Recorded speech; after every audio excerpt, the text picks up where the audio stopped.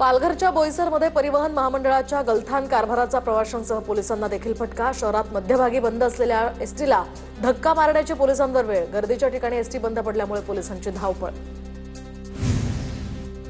पालघरमध्ये मनसे पदाधिकाऱ्यांनी या ठिकाणी टीम्स आणि प्रदूषण नियंत्रण मंडळादरम्यानची बैठक उधळली, तर तारापूर एमआयडीसी मधील प्रदूषणावर उपाययोजना करण्यासाठी बैठकीचे आयोजन करण्यात आले होते। बुलढाणा जिल्ह्यामध्ये 4 महिन्यात नैसर्गिक आपत्तीमुळे 1,23,000 हेक्टरवरील पिकांचं नुकसान। शेतकरी अद्यापही मदतीपासून वंचित। परभणीमध्ये एका आठवड्यापासून पावसाची विश्रांती। शेतकऱ्यांची चिंता यामुळे वाढली, तर चांगला पाऊस न झाल्यास खरीप पिकं धोक्यात येण्याची शक्यता। जळगावच्या पाचोऱ्यामध्ये केळी पिकावर करपा रोगाचा प्रादुर्भाव। औषध फवारणी करून सुद्धा रोग आटोक्यात येत नसल्यामुळे शेतकरी चिंतेत। चंद्रपुरात 12 दिवसांपासून पावसाची दडी, तर पाऊस नसल्यामुळे धान पिकं वाळत चालल्याची स्थिती। अमरावतीमध्ये भर पावसाळ्यात पारा 34.5 अंशांवर। पाऊस नसल्यामुळे पिकांना फटका बसण्याची सुद्धा शक्यता। वाशिमच्या बाजारामध्ये ज्वारीच्या दरात मोठी घसरण। ज्वारीला हमीभावापेक्षा कमी दर, तर नाफेडमार्फत ज्वारीची खरेदी करण्याची शेतकऱ्यांची मागणी। अकोल्यात अज्ञात व्यक्तीनं कपाशीचं पीक उपटलं, तर कापूस उत्पादक शेतकऱ्यांचं यामुळे मोठं नुकसान। अकोटच्या जाऊळखेड खुर्दमधली ही घटना। ग्रामीण पोलिसात तक्रार दाखल। पुण्यातल्या कोंढव्यामध्ये माजी नगरसेवकाच्या जावयाचा धिंगाणा। राष्ट्रवादीचे माजी नगरसेवक गफूर पठाण यांचा जावई जावेद पठाणचा राडा। हातात कोयते घेऊन वाहनांची तोडफोड। सर्व प्रकार सीसीटीव्हीत कैद। उत्तराखंडमध्ये अडकलेले सोलापूरमधील चौघेही सुखरूप, तर चौघेही या ठिकाणी बेस कॅम्पमध्ये सुखरूप असल्याची माहिती। पूरस्थिती नियंत्रणात येतात चौघेही सोलापूरला परत येणार।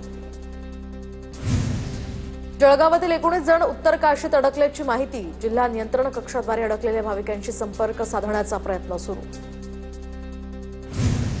नांदेडमध्ये धावत्या नंदीग्राम एक्सप्रेस समोर उडी घेऊन तरुणाची आत्महत्या। अपघातानंतर मृतदेह 3 ते 4 किलोमीटरपर्यंत लटकून राहिल्याची माहिती। कोल्हापूरच्या चिपरीमध्ये 22 वर्षीय तरुणाची धारदार शस्त्रानं वार करत हत्या। भर दिवसा झालेल्या हल्ल्यामुळे परिसरात दहशतीचं वातावरण। हल्ल्याचं कारण अद्याप अस्पष्ट। पोलिसांकडून तपास सुरू। बुलढाण्याच्या मलकापूरमधील धानोरा या गावाच्या विहिरीत हातपाय बांधलेला मृतदेह आढळला। घातपाताची शक्यता असल्यामुळे पोलिसांकडून तपास सुरू। बोरिवलीमध्ये 1000 रुपयांच्या कर्जासाठी एकमेकांवर चाकून हल्ला। 5 जण जखमी। एमएचजीबी पोलिसात गुन्हा दाखल। कर्जाच्या व्यवहारातनं वाद झाल्याची माहिती। पुण्यातील सदाशिव पेठ परिसरामध्ये टोळक्यांकडून वाहनांची तोडफोड। घटनेचा सीसीटीव्ही समोर। विश्रामबाग पोलीस ठाण्यात 5 ते 6 जणांविरोधात गुन्हा दाखल। धुळे बाजार समितीमध्ये पोलीस कर्मचाऱ्याचा गोळी झाडून आत्महत्येचा प्रयत्न। पोलीस कर्मचारी जखमी। आत्महत्येचं कारण अद्याप अस्पष्ट। आझादनगर पोलिसांकडून अधिकचा तपास। मध्य प्रदेश पोलिसांच्या रेकॉर्डवरील आरोपीला नागपूर पोलिसांकडून अटक, तर चोरीच्या 11 मोटरसायकल्स त्याच्याकडून जप्त। पुण्याच्या फुरसुंगी परिसरामध्ये थार गाडीतनं गांजाची तस्करी उघडकीस। गुन्हे शाखेच्या कारवाईमध्ये 26 किलो गांजा जप्त। तस्करी प्रकरणी 1 जण ताब्यात। वर्धाच्या सेलूमध्ये अवैध डिझेल विक्री करणाऱ्यांवर पोलिसांची कारवाई। डिझेल कॅन जप्त। दोघांवरही गुन्हा दाखल। सावंगी मेघे पोलिसांची कारवाई। छत्रपती संभाजीनगरमधील पैठणच्या आडोळ बिलाल नगर या रस्त्यावर पिकअप उलटला। मोसंबी तोडणीसाठी मजूर घेऊन जाणाऱ्या वाहनाचा अपघात। 25 मजूर जखमी झाल्याची माहिती। पुण्यातील नवले ब्रिज जवळ भरधाव ट्रकची 4 चाकी वाहनांना जोरदार धडक, तर ब्रेक निकामी झाल्यामुळे अपघात झाल्याची माहिती। दरम्यान ट्रक चालक दारूच्या नशेत असल्याचीही माहिती समोर। पंढरपुरात रेल्वे अंडरपास दुरुस्तीच्या कामामुळे व्हीआयपी रोड 20 दिवस बंद राहणार। रस्ता बंद असल्यामुळे नागरिकांना नाहक त्रास। रस्ता दुरुस्त करण्याची मागणी। नांदेडच्या बिलोली नायगाव या रस्त्याचं निकृष्ट दर्जाचं काम। तरुणाकडून आमदार राजेश पवार आणि खासदार रवींद्र चव्हाण यांच्या नावानं व्हिडिओ व्हायरल, तर या नवीन रस्त्यासाठी तब्बल 6,66,00,000चा निधी खर्च करण्यात आला होता। जळगावच्या भुसावळ शहरामध्ये प्रमुख रस्त्यांवरील काँक्रिटीकरणाच्या कामांमुळे रस्ते बंद। बसस्थानक, रेल्वे स्टेशन, मुख्य बाजारपेठेत जाण्यासाठी नागरिकांची मोठी कसरत। पुणे नाशिक महामार्गावरील चाकण या ठिकाणी मोठी वाहतूक कोंडी। चाकण ते आळंदी फाटा या दरम्यान 5 ते 6 किलोमीटरपर्यंतच्या वाहनांच्या रांगा। वाहतूक कोंडीमुळे वाहन चालक आणि प्रवाशांना मोठा मनस्ताप। नाशिकमध्ये रिक्षा चालकाकडून पैसे घेताना वाहतूक पोलिसाचा व्हिडिओ व्हायरल, तर दारूचे देखील भाव वाढले आहेत। 100 रुपयात काय होणार, 500 रुपये दे असं म्हणत रिक्षा चालकाकडून पैशांची मागणी.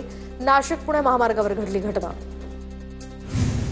सांगलीमध्ये पोलीस कारवाईच्या निषेधार्थ वकिलांचं आंदोलन, तर जिल्हा वकील संघटनेकडून विटा पोलिसांवर कारवाईची मागणी. नाशिकच्या चांदवडमध्ये रिपब्लिकन पक्षाचा मोर्चा, वंचितांना घरकुल देण्याची मागणी. शेकडो महिला आणि नागरिकांचा या मोर्चात सहभाग. खालिद का शिवाजी या चित्रपटाला अहिल्यानगरच्या हिंदुत्ववादी संघटनांचा विरोध, तर चित्रपट प्रदर्शित होऊ न देण्याचाही इशारा. साताऱ्याच्या पाटणमध्ये हिंदू समाज आक्रमक, खालिद का शिवाजी या चित्रपटाच्या दिग्दर्शकावर फौजदारी गुन्हा दाखल करण्याची मागणी. नागपुरात लक्ष्मीनगर झोनच्या उपायुक्तांना मनसेकडून कोंबड्या भेट, अवैध चिकन मटण मार्केटला छुपा पाठिंबा दिल्याचा मनसेचा आरोप.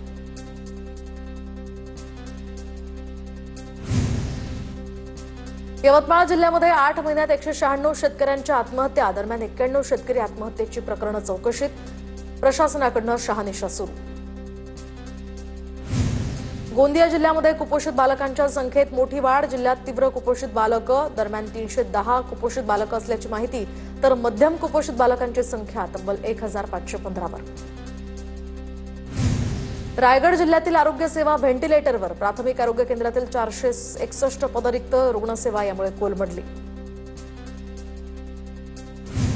जळगावच्या बालसुधारगृहामधील 5 मुलांना अन्नातनं विषबाधा, तर एका दिवसात 5 पैकी 3घांच्या तब्येतीत सुधारणा झाल्यानं त्यांना डिस्चार्ज देण्यात आला. उर्वरित 2 मुलांवर रुग्णालयात अजूनही उपचार. जालना जिल्ह्यातील 3,54,000 रेशन कार्ड धारकांची केवायसी अद्यापही प्रलंबित, केवायसी नसल्यास लाभार्थ्यांना आता धान्य मिळणार नाही, अन्न पुरवठा विभागाचा इशारा. जळगाव महानगरपालिकेच्या निवडणुकीसाठी 75 पैकी 58 जागा आरक्षित, 20 जागा ओबीसीसाठी, तर 38 जागांवर महिलांना संधी मिळणार. राजकीय समीकरणं यामुळे बदलण्याची शक्यता.